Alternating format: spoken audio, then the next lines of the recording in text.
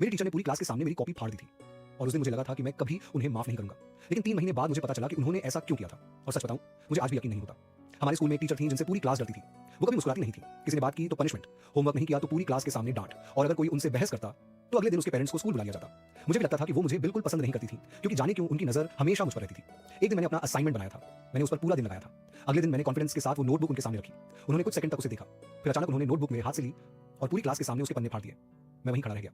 मुझे विश्वास ही नहीं हुआ। मैंने पूछा, मैं आपने ऐसा क्यों किया? उन्होंने मेरी तरफ देखा और सिर्फ इतना कहा, क्योंकि ये तुम्हारा काम नहीं है। पूरी क्लास हंसने लगी। मैं अंदर से टूट गया। मैंने उस दिन तय कर लिया कि अब मैं उनकी क्लास में कभी मेहनत नहीं करूंगा। अगले कुछ हफ्तों तक मैंने जानबूझकर असाइनमेंट्स अधूरे रखने शुरू कर दिए। लेकिन एक चीज अजीब थी, हर बार जब मैं कोई अच्छा आंसर लिखता, मैम उसे चुपचाप अपनी नोटबुक में लिख लेती थी। मुझे समझ नहीं आता था कि वो ऐसा क्यों कर रही है। फिर एक दिन मुझे प्रिंसिपल ऑफिस में बुलाया गया। मैं डर गया।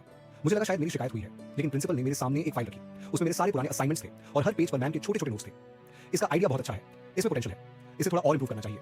मैं हैरान था। मैंने प्रिंसिपल से पूछा, लेकिन फिर उन्होंने मेरी नोटबुक क्यों फाड़ी? प्रिंसिपल ने मेरी तरफ देखा और कहा, तुम्हारी नोटबुक में तुम्हारा सबसे अच्छा आइडिया था।